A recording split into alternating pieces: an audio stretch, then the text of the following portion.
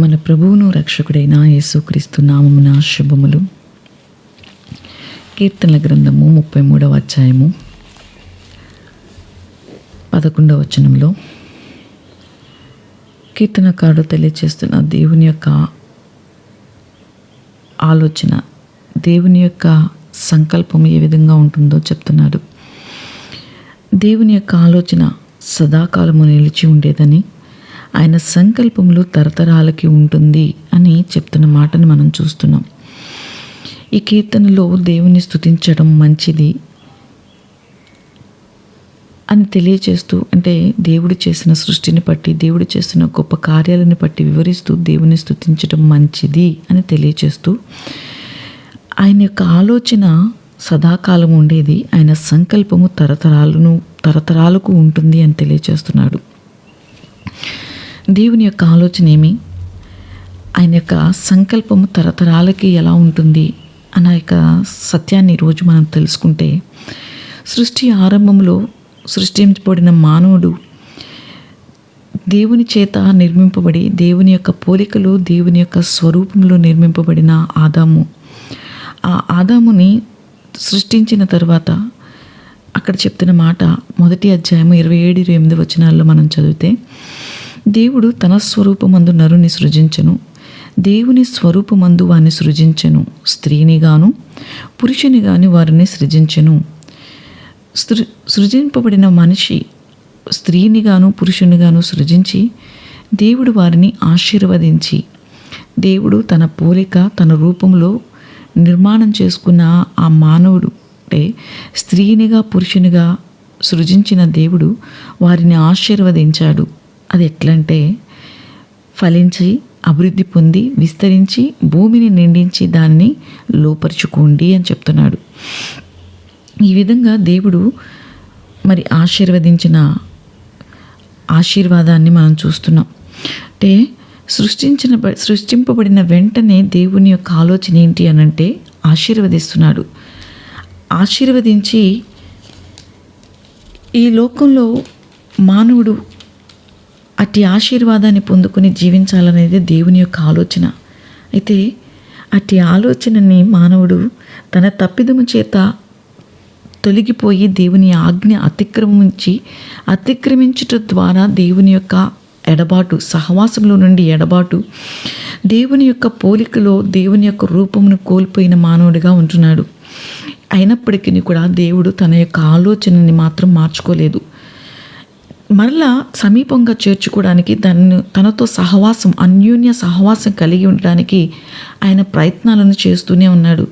అయినప్పటికీ కూడా మనిషి యొక్క జీవితంలోని యొక్క ఆలోచన ఎప్పుడు కూడా తనకున్న చెడుతనాన్ని బట్టి తలంపులు, ఊహలు చెడ్డవిగా ఉండి తనకిష్టం వచ్చినట్టు నడుచుకుంటుంటే, దేవుడు సహించలేక ఆ తొలి దినాలలో సమూలంగా నిర్మూలన చేయడానికి నిర్ణయించుకొని, ఆ యొక్క నిర్ణయంలో నోవహు కృప పొందిన వాడుగా నోవహు కుటుంబం మరి కొంత పక్షులను, మరి సమస్త సృష్టిలో ఉన్న కొన్ని జీవులని రక్షించి వాటి ద్వారా మరలా దేవుడు వాగ్దానం చేస్తున్నాడు. దేవుడు అతని యొక్క ఆలోచనను కొనసాగిస్తున్నాడు. అదే 9వ అధ్యాయం ఆదికాండంలో మనం చూస్తాం. నోవహును అతని కుమారులను ఆశీర్వదించి, మనం మొదటి అధ్యాయంలో 27-28 వచనాలలో 28వ వచనంలో ఏదైతే చూస్తున్నామో అదే 1-2 వచనాల్లో మరలా మనం చూస్తాం. దేవుడు ఆశీర్వదించి, వారిని ఆశీర్వదించిన తర్వాత ఫలించి అభివృద్ధి పొంది భూమిని నిండించి మరి ఏలుకోండి, వాటన్నిటిని లోపరుచుకోండి అని దేవుడు చెప్తున్నాడు. ఈ విధంగా నోవహుకు చెప్పిన తర్వాత మరలా అబ్రహాము దగ్గరికి వచ్చినప్పుడు, అబ్రహాముతో చేస్తున్న ఆలోచన, అబ్రహాము యొక్క తరంలోనికి వచ్చినప్పుడు ఆయన చేసిన ఆలోచన ఏ విధంగా ఉంది అనుకుంటున్నప్పుడు, అక్కడ నోవహు కుటుంబానికి చెప్పిన మాటను పొడిగిస్తూ, నిన్ను గొప్ప జనంగా చేసి నేను ఆశీర్వదిస్తాను, నువ్వు ఆశీర్వాదంగా అనేక మందికి ఉంటావు, భూమి యొక్క సమస్త వంశములు నీ యందు ఆశీర్వదింపబడతాయి అని అబ్రహాముకి తెలియచేశారు దేవుని యొక్క ఆలోచనను. ఆ ఆలోచనని ఎలా అంటే, సమస్త వంశావళి, భూమి యొక్క సమస్త వంశావళిలన్నీ కూడా నీ చేత ఆశీర్వదింపబడతాయని చెప్తూ అలా తన యొక్క సంతతి గొప్ప జనంగా చేస్తానని చెప్పిన విధంగా దేవుడు 15వ అధ్యాయంలో ఒక మాట చెప్తున్నారు. అబ్రహాము యొక్క సంతతి, ఆ సంతతి తమది కాని దేశము పరదేశంలో నివసించి ఆ దేశానికి వారికి దాసులుగా ఉంటారు. అలా వారు శ్రమ పడతారు. శ్రమపడి 430 సంవత్సరాలు మరి శ్రమపడిన తర్వాత కనాను దేశంలోనికి వారు ప్రవేశింపబడతారు అని మరి తన యొక్క ఆలోచనని అబ్రహాముకి దేవుడు తెలియచేశాడు. ఆ అబ్రహాముకి తెలియచేసిన ఆలోచన, ఆ ఆలోచన ఏదైతే ఉందో అది సదాకాలము ఉండే ఆలోచన, తరతరాలకి కొనసాగాలని దేవుని యొక్క సంకల్పం. మరి అలా అబ్రహాము దగ్గర నుండి తర్వాత మనం చూస్తే యాకోబు. ఇస్సాకుని ఆశీర్వదించిన దేవుడు యాకోబు దగ్గరికి వచ్చి యాకోబుని ఆశీర్వదించాడు. యాకోబుని ఆశీర్వదిస్తే యాకోబు ఆ ఆశీర్వాదానికంటే ముందు తండ్రి యొక్క ఆశీర్వాదం కొరకు యాకోబు చేసిన పని, తన తండ్రిని అన్నని మోసం చేసి ఆశీర్వాదం తీసుకున్నాడు. ఆ జ్యేష్ఠత్వ హక్కుని తీసుకున్నాడు, తండ్రి యొద్ద నుండి ఆశీర్వాదాన్ని తీసుకున్నాడు. తద్వారా కుటుంబాన్ని విడిచి దూరంగా వెళ్ళిపోవటం, మరలా దేవుడు తన యొక్క సంకల్పాన్ని నెరవేర్చుకోవడం కోసం, తన ఆలోచన సదాకాలం నిలిచి ఉండే ఆలోచన ఏర్పాటు కోసం యాకోబుని ఏర్పాటు చేసుకొని యాకోబుగా ఉన్న వ్యక్తిని ఇశ్రాయేలుగా మార్చాడు. ఇశ్రాయేలుగా మార్చబడిన తరువాత ఇశ్రాయేలు గురించి చెప్తున్న మాట, యాకోబు ఇశ్రాయేలుగా మార్చబడడానికి, యాకోబు అనగా మోసగాడు, ఇశ్రాయేలుగా మార్చబడడానికి తన యొక్క స్వభావాన్ని మార్చుకొని తన దేవుని దగ్గర నుంచి ఆశీర్వాదాన్ని పొందడానికి దేవునితో పోరాడి గెలిచిన వాడుగా, మగ శరీర కలవాడిగా మరి దేవుని చేత పిలిపించుకున్నవాడిగా యాకోబు కనబడుతున్నాడు. మరి అలా ఇశ్రాయేలుగా ఏర్పరచబడిన సంతానం అంటే యాకోబు నుండి అభివృద్ధి పొందిన యొక్క సంతానం ఇశ్రాయేలుగా ఏర్పడింది. ఇశ్రాయేలు జనంగా ఏర్పడినప్పుడు యాకోబు మూల పురుషుడిగా ఉంటున్నాడు ఇశ్రాయేలుకి. మరి వారు కనాను దేశ యొక్క ప్రయాణం కొనసాగించడానికి, మరి ఐగుప్తులో నుండి విడిపింపబడటానికి దేవుడు మోషేని ఏర్పాటు చేసుకొని మోషే నాయకత్వంలో ఐగుప్తు దాస్యంలో నుండి బానిసత్వంలో విడిపింపబడి కనాను దేశ ప్రయాణం ఆరంభించారు. అలా ఆరంభింపబడిన ఇశ్రాయేలు యొక్క ప్రజలు అలా ఆరంభించిన తర్వాత మనం చూస్తున్న ఆ యొక్క సందర్భం ఒకనొక సందర్భం ఏమి అనుకుంటున్నప్పుడు, సంఖ్యాకాండము 22వ అధ్యాయంలోనికి వచ్చినప్పుడు వారు మోయాబు మైదానంలోనికి వచ్చారు. మోయాబు మైదానంలో ఉన్న ఆ మైదానంలోనికి వారు దిగారు. ఆ ప్రాంతంలోనికి వారు వచ్చినప్పుడు మోయాబీలు ఇశ్రాయేలుని చూచి భయపడ్డారు. జనము వారు విస్తారంగా ఉన్న జనాన్ని చూచి మోయాబీలు భయపడ్డారు. వారిని చూచి జంకారు. మోయాబు రాజైతే వారిని ఓడించాలి, ఆ దేశంలో నుండి తోలివేయాలి, పంపివేయాలని మరి ఒక పథకాన్ని వేస్తున్నాడు. వారి దేవునితోనే శపింపబడే విధంగా పన్నాగంగా ఆలోచిస్తూ బిలాముకి వర్తమానం పంపుతున్నాడు. ప్రవక్త అయిన బిలాం ఆ బిలాముకి వర్తమానం పంపాడు. కొందరు మనుషుల చేత కొంత బహుమానం ఇచ్చి, బిలాముకున్న గొప్పతనం, దేవుడు ఇచ్చిన గొప్ప ఆధిక్యత ఏమి అనుకుంటున్నప్పుడు, బిలాము నోటి నుండి ఆశీర్వచనం వస్తే ఆశీర్వాదం, శాపవచనం వస్తే శాపం. తన నోటి నుండి ఏది వస్తే అదే జరుగుతుంది. అలాంటి గొప్ప ఆధిక్యతను కలిగిన బిలాము. మరి ఆ ఘనత పొందిన బిలాముని గుర్తించి తెలుసుకొని బాలాకు వర్తమానం పంపటం. ఆ మనుషులు బిలాము ప్రవక్త అయిన బిలాము దగ్గరికి వచ్చినప్పుడు దేవుడు అడుగుతున్నాడు, ఎవరు వారు అని అడుగుతున్నప్పుడు బిలాము చెప్తున్నాడు, బాలాకు పంపించాడు ఇశ్రాయేలు ప్రజలని శపించాలి అని చెప్పినప్పుడు దేవుడు ఖచ్చితమైన తీర్మానం, దేవుని యొక్క ఆలోచన ఏదైతే ఉందో దాన్ని ఖచ్చితంగా తెలియచేస్తున్నాడు. 22వ అధ్యాయము 12వ వచనం సంఖ్యాకాండం. అందుకు దేవుడు, నువ్వు వారితో వెళ్ళకూడదు, ఆ ప్రజలను శపింపకూడదు, వారు ఆశీర్వదింపబడిన వారు అని బిలాముతో దేవుడు చెప్తున్న మాటను మనం చూస్తున్నాం. దేవుడు చెప్పిన మాట ఏమని అంటున్నారంటే, వారు ఆశీర్వదింపబడిన వారు కాబట్టి నువ్వు వారిని శపించకూడదు, నువ్వు వచ్చిన వారితో బాలాకు రాజు దగ్గరికి వెళ్ళకూడదన్న ఖచ్చిత నిర్ణయాన్ని దేవుడైతే మాత్రం తన యొక్క ఆలోచనని దేవుడు తెలియచేశాడు. మరి ఆ విషయాన్ని వచ్చిన వాళ్ళకి తెలియచేశాడు బిలాము. ప్రవక్త అయిన బిలాము చెప్పాడు. వారు వెళ్ళిపోయి బాలాకు రాజుకి ఆ వర్తమానం తెలియచేస్తే బాలాకు రాజు విడిచిపెట్టకుండా మరలా బహుమానాన్ని రెట్టింపు చేశాడు. వ్యక్తులను రెట్టింపు చేసి మరలా మరి ప్రవక్త అయిన బిలాము దగ్గరికి పంపుతుంటే ఆ ప్రవక్త మరి ఆ పంపబడిన దానిని చూచి ఆశపడ్డాడు. మనసులో తను కావాలి అనే కోరిక కలిగింది. ఆ కోరికతో దేవుని దగ్గరికి వెళ్ళి అడుగుతున్నాడు.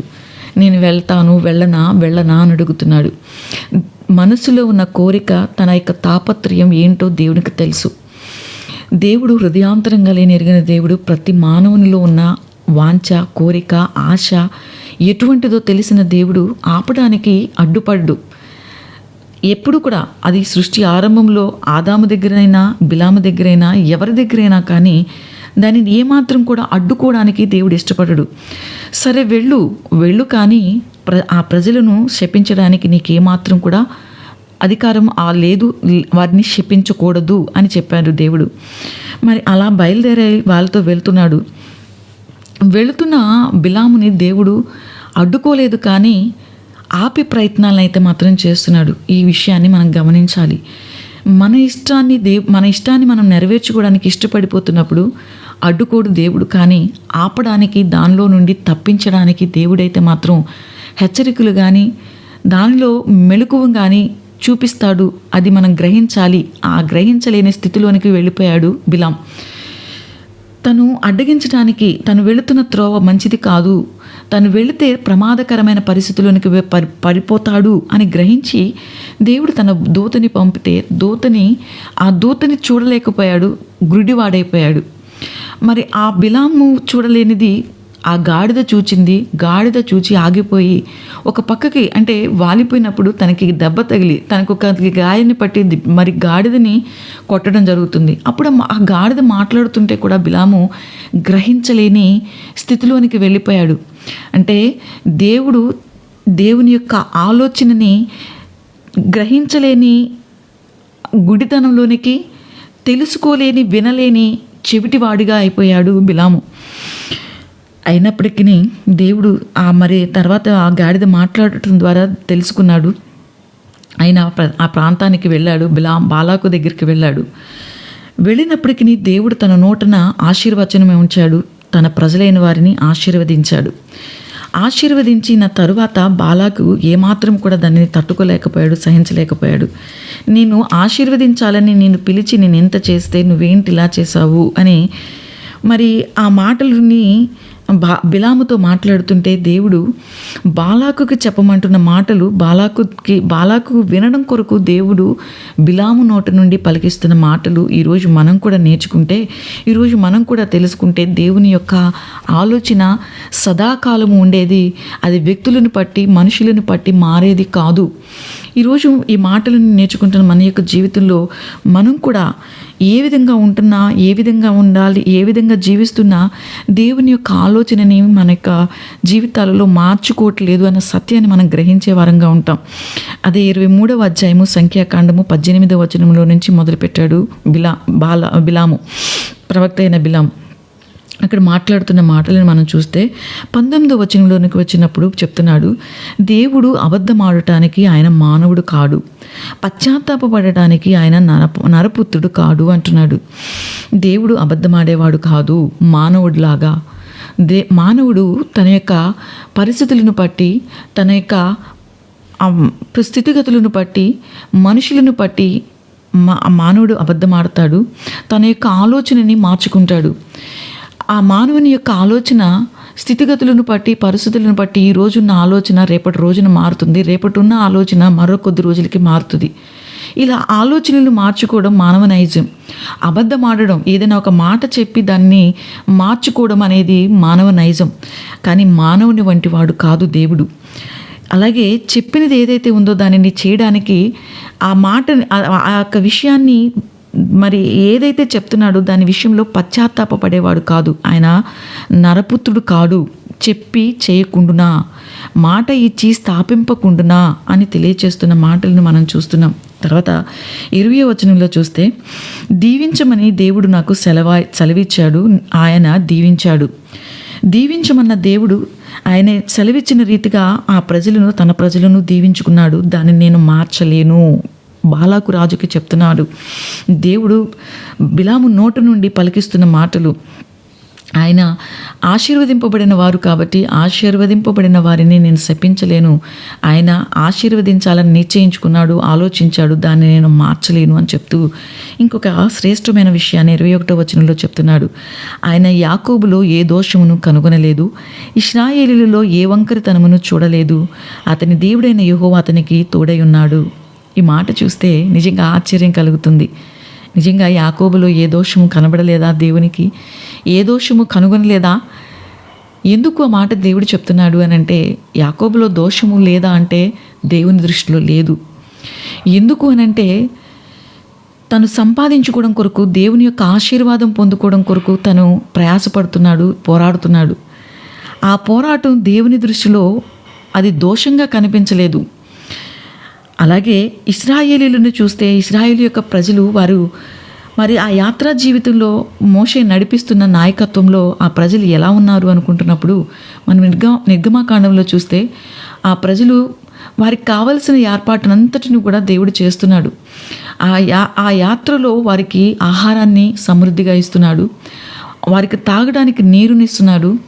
మరి వారికి పగలు ఎండదెబ్బ తగలకుండా మరి మేఘస్తంభాన్ని, మరి వారికి కావలసిన ప్రతి ఒక్క సదుపాయాన్ని కల్పిస్తున్నాడు. మరి ఆ విధంగా చేసినప్పటికీ కూడా దేవుడు అలా దేవుని మీద వారు విసుగిస్తూ సణుగుతూ తిరుగుబాటు చేస్తున్న ప్రజలుగా, లోబడని ప్రజలుగా ఉన్నారు. అది మనం నిర్గమాకాండంలో మనం చూస్తాం. వారికి కావాల్సింది ఐగుప్తులో వారికి గుర్తొచ్చింది, వారికి దొరకనప్పుడు దేవుని మీద సనగటం. అలాగే వారు కోరుకునే విధంగా ఆ సమయానికి లేకపోతే దేవుని మీద తిరుగుబాటు చేయడం. ఇలా ఉన్న ఇశ్రాయేలు ప్రజల్లో వంకరతనాన్ని దేవుడు చూడట్లేదు అంటున్నాడు. ఎందుకంటే ఇక్కడ దేవుడు చూస్తున్నది వ్యక్తులని కాదు. అపోస్తల కార్యం 7వ అధ్యాయంలో స్టెఫెను తెలియచేస్తున్న మాటలు అరణ్యంలో ఉన్న సంఘము అంటున్నాడు. దేవుని యొక్క సంఘములో వంకరతనం లేదు, వంకరతనాన్ని దేవుడు చూడట్లేదు. సంఘములో వంకరతనం ఉండదు. అది ఆ విషయాన్ని దేవుడు తెలియచేస్తున్నాడు. వంకరతనం లేదు కాబట్టి దేవుడు వారిని శపించట్లేదు. ఆశీర్వదింపబడిన వారు మరి యాకోబులో ఏ దోషము కూడా కనబడలేదు అంటున్నాడు. ఏ స్వరూపమైతే కోల్పోయారో, స్వరూపాన్ని కోల్పోయిన మానవుని దేవుడు తిరిగి మరలా సంఘముగా సమకూర్చి వంకరతనం అనేది చూడట్లేదు. ఈ సత్యాన్ని రోజు దేవుని యొక్క ఆలోచనని మనం తెలుసుకుంటున్నాం. సదాకాలము ఉండే ఆయన యొక్క ఆలోచన, మరి ఆయన యొక్క సంకల్పము మారనది. ఆ సంకల్పము తరతరాలకి కూడా ఉండేది.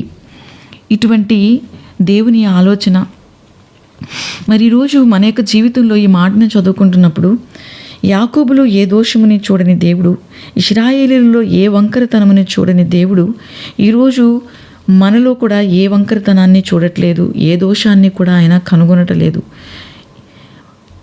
ఎందుకు అనంటే, మన జీవితంలో మనము దేవుని యొక్క స్వరూపాన్ని కోల్పోయినప్పటికీ కూడా ఆయన ఎందుకు దోషాన్ని కనుగొనట్లేదు, వంకరతనాన్ని చూడట్లేదంటే, యాకోబు గురించి దేవుడు చెప్తున్న మాట 43వ అధ్యాయంలో దేవుని దృష్టికి ప్రియుడైన వాడుగా ఉన్నాడు, ప్రియుడైనందున గనుడుగా ఎంచబడ్డాడు అని యాకోబు గురించి చెప్తూ, మరి అదే 41వ అధ్యాయంలోనికి వెళ్ళినప్పుడు, నా సేవకుడైన ఇశ్రాయేలు, నేను ఏర్పరచుకున్న యాకోబు, నా స్నేహితుడైన అబ్రహాము సంతానమా అని మాట్లాడుతున్నారు. దేవుని సేవకుడైన ఇశ్రాయేలు, ఇశ్రాయేలు దేవుని యొక్క సేవకుడైన ఇశ్రాయేలు, నేను ఏర్పరచుకున్న యాకోబు. దేవుడు ఏర్పరచుకున్న యాకోబులో ఏ చెడుతనము ఆయన కనుగొనట్లేదు, ఏ దోషమును ఆయన చూడట్లేదు. మరి ఈరోజు దేవుని చేత ఏర్పరచబడిన మనలో ఏ దోషాన్ని కూడా ఆయన చూడట్లేదు. సంఘంలో సమకూర్చుకుని సంఘంలో మనని ఆయన అంటే తన ప్రజలుగా, తన సొత్తుగా ఏర్పాటు చేసుకున్న తన యొక్క సంఘం, ఆ సంఘంలో ఏ వంకరతనముని ఆయన చూడట్లేదు. ఈరోజు ఈ మాటలను మనం నేర్చుకుంటున్న మన జీవితాలు ఈనాటి కాలంలో కృత నిబంధన కాలంలోనికి వస్తున్నప్పుడు మన యొక్క జీవితం ఏ విధంగా ఉంది, మన యొక్క జీవితానికంటే ముందు ఇశ్రాయేలీలు ఏ విధంగా ఉన్నారు, ఇశ్రాయేలీలు తరం వెంబడి తరం గడుస్తున్నప్పుడు వారు ఏ విధంగా మారిపోయారు అనుకుంటున్నప్పుడు 48వ అధ్యాయంలో వారి గురించి మాట్లాడుతున్న మాట ఏంటి అనుకుంటున్నప్పుడు, యాకోబు వంశస్థులై ఇశ్రాయేలు అను పేరు కలిగిన వారులారా అని వారిని సంబోధిస్తూ, నీతి సత్యములను అనుసరింపని వారులారా, వారు నీతి సత్యాన్ని అనుసరించట్లేదు. అలాగే 4వ వచనంలో చూస్తే మూర్ఖత్వాన్ని చూపిస్తున్నారు, మెడవంచని స్థితిలో వారైతే ఉన్నారు. 8వ వచనంలోనికి వచ్చినప్పుడు అపనమ్మకస్తులై తల్లి గర్భమును పుట్టినది మొదలుకొని తిరుగుబాటు చేసేవారుగా ఉన్నారన్న సంగతి ఎరిగినవాడు దేవుడు. అలా ఉన్నారన్న సంగతి తెలిసినప్పటికీ వారిలో వంకరతనాన్ని చూడట్లేదు. మరి ఆ యాకోబులో ఏ దోషము కూడా కనుగొనటలేదు ఆయన. ఇక్కడ మనం చూసుకుంటే దేవుడు చూసే విధానం అయితే మానవులమైన మనం మన దైనందిన జీవితంలో మనం ఎవరితోనైనా ఒక బంధాన్ని కొనసాగించుకోవాలన్నా, ఒక బంధం ఏర్పాటు చేసుకోవాలన్నా, ఏర్పాటు చేసుకునే యొక్క వ్యక్తులు నమ్మకస్తులు కాకపోతే, వారు మధ్యలో మనల్ని వదిలేస్తారు అని మనకు ముందే తెలిస్తే వారితో బంధాన్ని ఏర్పాటు చేసుకోము. ఒకవేళ ఏర్పాటు చేసుకున్న తర్వాత దాని కొనసాగింపులో వారు మనతో ఉండరు, మధ్యలో మనల్ని వదిలేస్తారు, అపనమ్మకతో ఉంటారు, మన ఎడల వారి నమ్మకత్వాన్ని చూపించరు, మన ఎడల తిరుగుబాటు చేస్తారు అని అంటే మనం ఆ బంధాన్ని కొనసాగించడానికి ఇష్టపడం.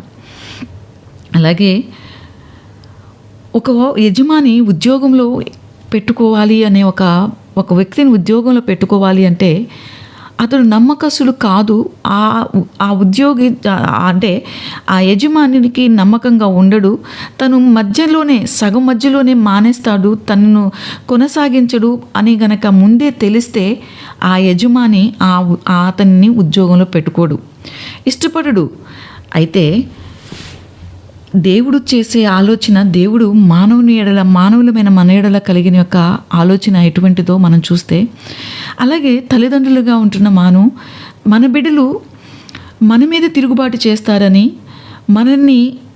మనకి మంచి పేరు తేకుండా మనల్ని అవమానించే విధంగా మన మీద తిరుగుబాటు చేసి మనకి కీర్తి ప్రతిష్టలు తేకుండా వారు ఉంటారు అని ముందే కనుక తెలిస్తే ఆ బిడ్డలు వద్దు అని మనం కోరుకుంటాం. కానీ ఇవేమీ కూడా దేవుడు చూడట్లేదు. దేవుడు ఎంత గొప్పవాడో, దేవుని యొక్క ఆలోచన సదాకాలము ఆది నుండి కూడా, మరి మానవుడు తప్పిపోతున్నప్పటికీ కూడా మరలా తన యొక్క రూపాన్ని ఇవ్వడానికి, తన స్వరూపంలోనికి తెచ్చుకోవడానికి, ఆ సహవాసంలోనికి నిలబెట్టుకోవడానికి దేవుడు చేస్తున్న ఆలోచన అది సదాకాలము నిలిచి ఉండే ఆలోచన. అపనమ్మకస్తులమని తెలిసిన, మూర్ఖత్వము కలిగిన వారము, మెడవంచని వారమని తెలిసిన, నీతి సత్యాన్ని అనుసరించే వారం కాదని తెలిసిన, మరి తిరుగుబాటు చేసేవారమని తెలిసిన, నిర్మూలము చేయకుండా ఆయన కోపాన్ని మానుకుంటున్నాడు. 9వ వచనంలో మనం చూస్తున్నాం. 48వ అధ్యాయం 9వ వచనం యెషయా గ్రంథంలో, నేను నిన్ను నిర్మూలము చేయకుండా నా నామమును బట్టి నా కోపాన్ని మానుకొనుచున్నాను అన్న మాటని మనం చదువుతున్నాం. నా కీర్తి నిమిత్తము నీ విషయంలో నన్ను బెగబెట్టుకుంటున్నాను అంటున్నాడు. ఎక్కడ కోపంతో నిర్మూలన చేయకుండా ఆయన కీర్తి నిమిత్తం, ఆయనకి మహిమకు తెచ్చే వారంగా మనం ఉండాలని, ఆయనకి కీర్తి తెచ్చే వారంగా మనం ఉండాలి. మన చేత ఆయన మహిమ వెల్లడిపరచాలనేది దేవుని యొక్క ఆలోచన. ఇది తొలి దినాలలో ఆనాటి నుండి కూడా సదాకాలము కొనసాగిస్తున్న యొక్క దేవుని యొక్క ఆలోచన. ఇటువంటి ప్రజల పట్ల దేవుడు చెప్తున్న మాట, దేవునికి ఉన్న ఆలోచన ఏంటి అని అంటే, ఏ వంకరతనమును చూడని దేవుడు ముదిమి వచ్చే వరకు ఎత్తుకుంటానంటున్నాడు. నేను అరిచేతులలో చెక్కుకొని స్త్రీ మరిచిపోతుందేమో, తల్లి మరిచిపోతుందేమో, కానీ నేను మరువను అంటున్నాడు. ఇంకా ముందుకు వెళ్తే 54వ అధ్యాయంలోనికి వచ్చినప్పుడు ఆయన ఇంకా చెప్తున్న మాట ఏంటంటే, నోవహు కాలంలో నేను ఒట్టు పెట్టుకున్నట్లుగా, ఆయన అంటున్న మాట, ఒట్టు పెట్టుకున్నట్లుగా పర్వతాలు తొలగిపోయినా, మెట్టలు తత్తరిల్లినా నా కృప విడిచిపోదు, సమాధాన విషయమైన నా నిబంధన తొలగిపోదు అంటున్నాడు. ఏముంది మనలో? కానీ ఏమున్నా దేవుడైతే మాత్రం మనలో ఏ వంకరితనాన్ని చూడట్లేదు, ఏ దోషాన్ని కూడా కనుగొనట్లేదు. ఇది దేవుని యొక్క ఆలోచన సదాకాలము నిలిచి ఉండేది. తన యొక్క సంకల్పము తరతరాలకి కూడా ఉండేది, కొనసాగించుతూనే ఉన్నాడు దేవుడు. మరి ఆనాడు ఇశ్రాయేలు విషయంలో చూసుకుంటే ఆ విధంగా ఉంటే, నేడు మన యొక్క జీవితంలో దేవుడు మన ఎడల కలిగి ఉన్న ఆలోచన ఏ విధంగా ఉంది అనుకుంటున్నప్పుడు, మనల్ని కూడా దేవుడు ఆశీర్వదిస్తున్నాడు. అదే మనం చూస్తున్నాం. ఎఫెసీయులకు రాసిన పత్రిక 1వ అధ్యాయము 3వ వచనంలో చూస్తే, మన ప్రభువైన యేసు క్రీస్తు యొక్క తండ్రి యొక్క దేవుడు స్తుతింపబడును కాక.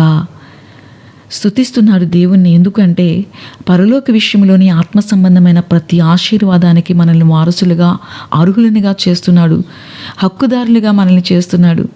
మనలో ఏ వంకరితనాన్ని చూడకుండా, మనలో ఏ దోషాన్ని కూడా కనుగొనకుండా దేవుడు పరసంబంధమైన ప్రతి ఆశీర్వాదాన్ని, ఆత్మ సంబంధమైన ప్రతి ఆశీర్వాదాన్ని, ప్రతి ఈవిని, శ్రేష్టమైన ప్రతి ఈవిని దేవుడు మనకి ఇవ్వడానికి ఇష్టపడుతున్నాడు. అయితే మనం ఎలా ఉన్నాం? ఆ రోజున ఇశ్రాయేలు ప్రజలను చూచి మాట్లాడుతున్న దేవుడు ఈరోజు మన గురించి చెప్తున్న మాట, అపరాధములతో, పాపములతో మన ఇచ్చలను మనం నెరవేర్చుకుంటూ, మన మనస్సు యొక్క శరీరం యొక్క కోరికలను నెరవేర్చుతూ దైవోగ్రతకి పాలైన మనం మరి అలాంటి అంటే అపరాధములతో చచ్చిన వారంగా దుర్వాసన వస్తున్న మన యొక్క జీవితాలు, చచ్చిన జీవితాలలో నుండి వచ్చేది దుర్వాసన. స్వారూప్యం కోల్పోయాము, స్వరూపం లేదు, దుర్వాసన మనలో నుండి వస్తుంటే మనల్ని ప్రేమించాడు. తన ప్రేమ చేత, జగత్ పునాది వేయబడకు మునిపే తన ప్రేమ చేత ఆయన సంకల్పంలో మనల్ని ఏర్పాటు చేసుకున్నాడు. అదే మనం 1వ అధ్యాయం ఎఫెసీయులకు రాసిన పత్రికలో మనం చూస్తున్నాం. తన ప్రియుని యందు ఉచితముగా మనకు అనుగ్రహింపబడిన తన కృపా మహిమకు కీర్తి కలుగునట్లు మన ద్వారా ఆయనకు కీర్తి కలగాలి. మన ద్వారా ఆయనకి కీర్తి కలగాలని మనల్ని ముందుగా ఆయన కోసం నిర్ణయించుకొని మనల్ని పరిశుద్ధులుగా, నిర్దోషులుగా ఉండాలనేది దేవుని యొక్క ఆలోచన. అది సదాకాలము ఉండే ఆలోచన. ఆనాడు ఇశ్రాయేలులో ఏ వంకరతనము చూడని దేవుడు, యాకోబులో ఏ దోషము చూడని దేవుడు ఈరోజు మనలో కూడా ఏ దోషాన్ని చూడట్లేదు, ఏ వంకరతనాన్ని చూడట్లేదు. వ్యక్తిగతంగా ఉన్న మన యొక్క జీవితంలో వ్యక్తిగతంగా ఉన్న యాకోబులో దోషం చూడట్లా, వ్యక్తిగతంగా ఉన్న మనలో ఏ దోషము చూడట్లా. అలాగే అరణ్యములో ఉన్న సంఘం, ఆ సంఘములో ఎటువంటి వంకరతనాన్ని చూడని దేవుడు ఈరోజు సంఘముగా ఉంటున్న ఈ యొక్క సంఘం ఏ విధంగా మారుస్తున్నాడో మనం ఈ యొక్క ఎఫెసీ పత్రికలో మనం చూస్తే, దేవుని యొక్క సంకల్పం మరి ప్రతి ఒక్క ఆశీర్వాదానికి వారసులుగా, యోగ్యులుగా చేసుకున్న దేవుడు మన రూపాన్ని మారుస్తున్నాడు, మన దుర్వాసనని తీసివేస్తున్నాడు.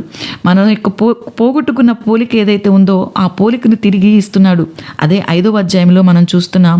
దానికంటే ముందు మరి దేవుని యొక్క ఆలోచనని తెలియచేస్తున్న యొక్క ఉద్దేశం ఏంటి అనుకుంటే, ఆ రోజు ఆనాటి కాలంలో ఉన్న ఇశ్రాయేలీలతో మనల్ని సమానులుగా చేస్తూ, వారితో ఆ వాగ్దానాలలో మనల్ని కూడా పాలిభాగసులుగా, పాలివారుగా చేస్తూ ఈరోజు మనల్ని ఏ విధంగా చేసుకుంటున్న దేవుడు 5వ అధ్యాయం ఎఫెసీయులకు రాసిన పత్రికలో చూస్తున్న మాటను మనం చూస్తే, ప్రియులైన పిల్లల వలె దేవునిని పోలి నడుచుకోవడానికి, పోలికను పోగొట్టుకున్న, దేవుని యొక్క స్వరూపాన్ని పోగొట్టుకున్న మనకి మరలా ఆయన పోలిక ఇవ్వడం కొరకు, ఆయన స్వరూపం మనలో కలగడం కొరకు మనల్ని మన కోసం తన కుమారుని అర్పిస్తున్నాడు.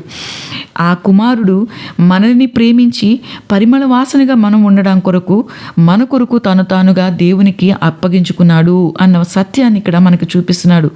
అర్పణగా, బలిగా అర్పించుకోవడం ద్వారా మనలో ఉన్న దుర్వాసన పోయి, మనలో ఉన్న ఆ యొక్క పోగొట్టుకున్న పోలిక పోయి, క్రీస్తు యొక్క స్వారూప్యము, దేవుని యొక్క పోలిక మనలోనికి వస్తుంది అనే యొక్క సత్యాన్ని ఇక్కడ తెలియజేస్తున్నాడు. ఎంత ప్రేమమయుడు! ప్రేమ చేత మనల్ని ఏర్పాటు చేసుకుంటున్న దేవుడు ఆ అనాది సంకల్పం లేదా ఆ అనాది సంకల్పము తరతరాలకి ఇస్తున్నాడు. ఆ యొక్క ఆలోచనని సదాకాలము నిలుపుతున్న దేవుడు ఈ అంత్యకాలంలో దేవుడు నెరవేరుస్తున్నాడు. సదాకాలము నిలిచి ఉంచి మన ఎడల దేవుడు తన యొక్క సంకల్పాన్ని, తన యొక్క ఆలోచనని స్థిరపరుస్తున్నాడు.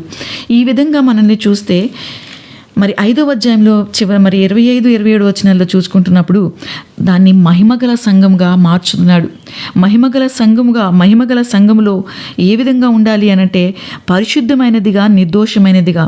దేవుడు మనల్ని చీకటిలో నుండి తన ఆశ్చర్యకరమైన వెలుగులోనికి మనల్ని పిలుచుకొని రాజులైన యాజక సమూహంగా తన సొత్తైన ప్రజలుగా ఏర్పాటు చేసుకొని, అలా ఏర్పాటు చేసుకున్న మన ద్వారా ఆయనకి కీర్తి మహిమ కలగాలి. మన ద్వారా ఆయన మహిమపరచబడే విధంగా మనల్ని మలుచుకుంటూ ఆయన ఎదుట మనము పరిశుద్ధులముగా, ఆయన ఎదుట మనలో కళంకమైన, ముడతైన ఏది కూడా లేకుండా పరిశుద్ధంగా, నిర్దోషంగా, మహిమగల సంఘంగా ఉండాలనేది దేవుని యొక్క ఆలోచన. ఆ ఆలోచనని మన స్థిరపరచుకుంటున్నాడు. అంత్య దినాలలో ఉన్న మన ద్వారా దేవునికి మహిమ కలగాలని తన యొక్క సదాకాలము నిలిచి ఉండే ఆలోచనలో మనల్ని స్థిరపరుస్తున్నాడు. దేవునికి ఉన్న గొప్ప ఆలోచన. ఈ ఆలోచనలు, దేవునికి ఉన్న ఆలోచనలు ఈరోజు మనకి చెప్తున్న మాట ఏంటి అనుకుంటే, ఈ భూ సంబంధమైన వాటి యందు మనం ఇక మనసుని మరలా ఉంచితే మరలా ఆ రూపాన్ని, ఆ పోలికను మనం పోగొట్టుకొని మరలా ఆ దుర్వాసన స్థితిలోనికి మనం వెళ్ళిపోతాం. కానీ దేవుడైతే మాత్రం ఎన్నిసార్లు మనం దేవునిలో నుండి తొలగిపోతున్నా, ఎన్నిసార్లు దేవునికి మనం దూరం అయిపోతున్నప్పటికీ కూడా దేవుడు మనలో ఏ వంకరితనాన్ని చూడట్లేదు. ఆయన ఏ దోషాన్ని మనలో కనుగొంటలేదు. ఈ సత్యాన్ని తెలుసుకొని మన యొక్క జీవితంలో రూపాంతరం చెందడం కొరకు, రూపాంతరం చెంది మనం దేవుని యొక్క చిత్తాన్ని తెలుసుకొని ఆ విధంగా జీవించాలి. యాకోబు దేవుని యొక్క చిత్తం తెలుసుకున్న తర్వాత, ఇశ్రాయేలుగా మార్చబడిన తర్వాత, యాకోబుగా ఉన్నంత కాలము తనకిష్టంగా జీవించాడు. ఎప్పుడైతే ఇశ్రాయేలుగా మార్చబడ్డాడో దేవునికి ఇష్టంగా జీవించాడు. అందుకనే ఇశ్రాయేలు, నీ యొక్క భాగ్యం ఎంతో గొప్పది, నిన్ను పోలిన వాడెవడు అని దేవుడు చెప్తున్న మాట. ఈరోజు అట్టి పోలికలోనికి వచ్చిన మనము ఏ విధంగా ఉండాలి అనుకుంటున్నప్పుడు ఆ మాటని చదివి మనం ముగించేసుకుందాము. రోమిలికి రాసిన పత్రిక 12వ అధ్యాయము ఆయన చెప్తున్న మాట 1-2 వచనాలలో చెప్తున్నారు. కాబట్టి సహోదరులారా, పరిశుద్ధమును దేవునికి అనుకూలమైన సజీవ యాగముగా మీ శరీరములను ఆయనకు సమర్పించుకునడని దేవుని వాత్సల్యమును పట్టి మిమ్మను బ్రతిమాలుకొనుచున్నాను. ఇటీ సేవ మీకు యుక్తమైనది అంటున్నారు. ఈరోజు మన జీవితాల ద్వారా దేవునికి మహిమ కలగాలి.